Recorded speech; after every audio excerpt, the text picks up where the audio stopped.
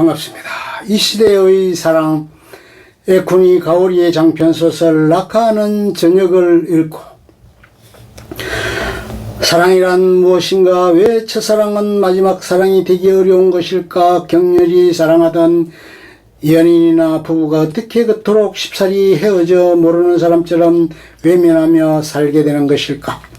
한때의 도저한 사랑보다 더 심오한 더 큰 정오를 간직한 채 여류 무라카미 하루키라고 평단이 극찬하는 일본 작가 에쿠니 가오리는 낙하하는 저녁이라는 다분히 통속적인 소설에서 풀기 어려운 이 문제에 대해 하나의 해결책을 제시하려 한다. 서로 사랑한다고 확신하기 때문에 8년간이나 동거한 남녀 다케오와 리카가 어느 날 헤어진다. 남녀 간의 이별이 대부분 그렇듯 원인은 남자에게 새로운 여자가 생겼기 때문이다. 작가는 남녀가 헤어진 후 다시 결합하기까지 15개월간의 시간의 흐름에 따라 차분히 기술한다. 그 기간 동안 두 개의 축이 교양악의 주제와 부제처럼 끊임없이 소용돌이치며 뒤엉킨다. 하나는 다케오와 리카의 관계이고 또 다른 하나는 다케오와 리카를 이별하게 만든 빌미가 된 하나코와 리카의 관계이다. 이들 두 개의 축이 서로 엉키고 꼬이면서 토해내는 하모니는 놀랍도록 매혹적이다. 소설은 이별의 장면에서 시작하는데 격렬한 감정의 대립과 극도의 긴장이 펼쳐져야 제게 낄 상황이 물에 물 탄 듯 술에 술 탄 듯 물에 술 탄 듯 싱겁고 밍밍하기 짝이었다. 나 이사할까봐. 이사는 나 혼자서. 심드렁한 남자의 말에 알았어 라는 여자의 말로 이별은 가볍게 결정된다. 호소도 애원도 눈물도 없다. 남자는 여행을 떠나듯 집을 떠나며 여자에게 놀러와 라는 말을 남기고 여자는 그 말에 긍정도 부정도 하지 않는다. 아니 묵묵부답으로 긍정을 표한 것인지 여자는 자주 남자에게 전화로 안부를 묻고 때로 카페에서 만나 데이트를 하기도 한다. 이별했다고도 할 수 없고 이별 안 했다고도 할 수 없는 어정쩡한 관계다. 남자가 떠난 뒤 여자는 욕실에서 눈물을 훌쩍였지만 혼자만의 생활에 적응해 나간다. 여자는 남자를 사랑하지 않았던 것인가? 아니 그렇지 않다. 쉽게 단행한 이별과 달리 여자의 속마음은 남자를 잊지 못한다. 남자를 잊지 못하는 여자는 주위의 온갖 사물에서 남자의 환영과 남자와 함께한 추억을 본다.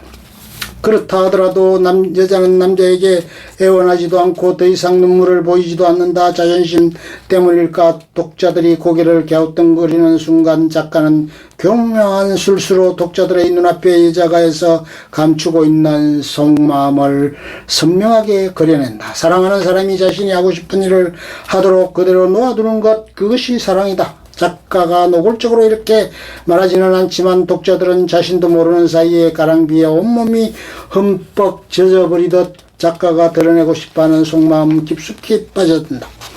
혼자 남은 리카의 집에 하나코가 돌아와 살게 되면서 이야기는 미묘하게 전개된다. 하나코는 무작정 리카의 집에 찾아와 둘이 살면 집세를 반씩 부담하니 경제적이잖아 라고 하면서 리카의 집에 문을 닫는다. 리카는 하나코를 아무런 제한 없이 받아들이고 이들의 관계는 다케오가 가끔 리카의 집에 들러 하나코와 함께 셋이 식사를 하기도 하는 비현실적이며 모호한 상태로 진입한다. 이야기가 이쯤 흐르면 예리한 독자는 성급한 결론을 내릴지도 모른다. 그렇고 그런 이야기구나. 결국 한 남자가 두 여자와 함께 살면서 아들 딸 낳고 잘 살았노라 하는 지극히 통속적인 결말이 나겠구나. 작가는 아마도 새로운 사랑의 방법과 가족 형태를 제시하려는 모양이구나. 모노가미, 일부일처제는 가라. 이제는 폴리아모리, 비독점적 다자연애의 시대다. 일본의 신세대 문학을 주도한다는 에쿠니 가오리라면 당연히 이렇게 외치고 싶겠지. 이쯤 되면 전통 가치관에 충실한 50대 이상의 보수 성향의 독자들은 형태가 지극히 비윤리적이라며 눈살을 찌푸릴 것이며 20대와 30대의 젊은 독자들은 새로울 것 하나 없는 식상한 주제라며 짜증을 내며 책장을 덮어버릴 것이다. 따라서 이야기는 그렇게 전개되지 않는다. 다케오에 대한 사랑이 변하지 않았지만 리카는 다케오에게 돌아오라고 예언하지 않는다. 대신 리카는 물과 기름처럼 섞일 것 같지 않던 하나코와 차츰 공통의 관심사를 넓히며 우정을 만들어간다. 그러는 사이 다케오에 대한 하나코의 사랑은 마른 풀처럼 시들어버리고 만다. 남성 편력이 화려한 하나코에게 다케오는 애초부터 그저 호감이 가는 사람 가운데 하나일 뿐이지 사랑의 대상은 아니었다. 다케오는 하나코의 마음을 갖지 못해 번민하고 그러한 다케오의 모습을 망연히 바라보는 리카의 마음은 아프기만 하다. 리카는 하나코에게 다케오를 사랑하라고 강요할 수도 없고 자신이 다케오에게 다가가 사랑을 다시 회복하자고 설득할 수도 없다. 사랑이란 결코 강요하거나 설득할 수 있는 문제가 아니기 때문이다. 게다가 하나코와의 사이에서 싹트기 시작한 우정도 리카를 망설이게 만든다. 번거주춤한 관계는 바람둥이 하나코가 한때의 연인인 나카지마의 별장에서 손목의 동맥을 잘라 자살하면서 급격히 종결된다.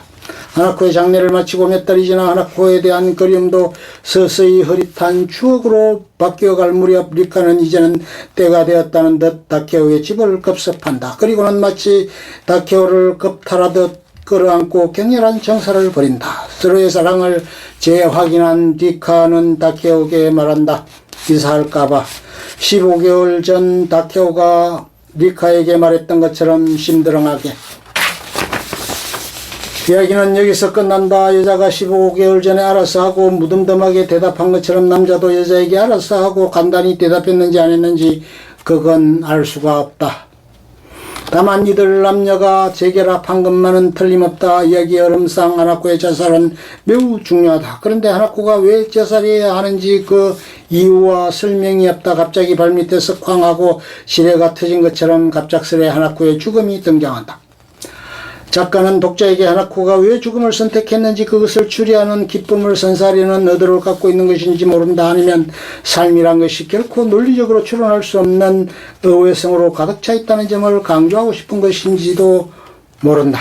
그러나 중요한 것은 그것이 아니다. 중요한 것은 낙하하는 저녁이라는 소설이 우리에게 말하고자 하는 다음과 같은 사실이다. 사랑이란 가볍게 버리거나 깨뜨리기에는 너무나 고귀한 선물이다. 신이 인간에게 내려준 판도라의 상자에서 튀어나온 희망과도 같은 멋진 선물이다.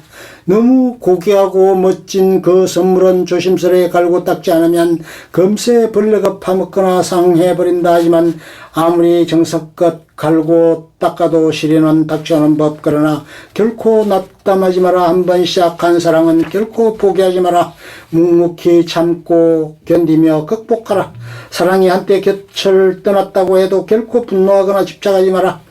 에쿠리 가오리는 전통의 가치관은 붕괴되고 있지만 그 빈자리를 채울 새로운 가치관이 만들어지지 않아 방황하는 우리들이 돌아가야 할 곳은 전통적인 가치관뿐이라고 외친다. 에쿠니 가오리가 여류 무라카미 하루키로 칭송받는 이 시대의 최고의 대중작가라는 점을 고려할 때 다소 의외라는 느낌이 든다. 하지만 이러한 것이 결코 사회를 건강하게 만드는 동력이 아닐까. 이런 작가가 대중의 지지를 받는 한 일본 사회는 희망이 있다는 생각은 나만의 오해는 아닐 것이다.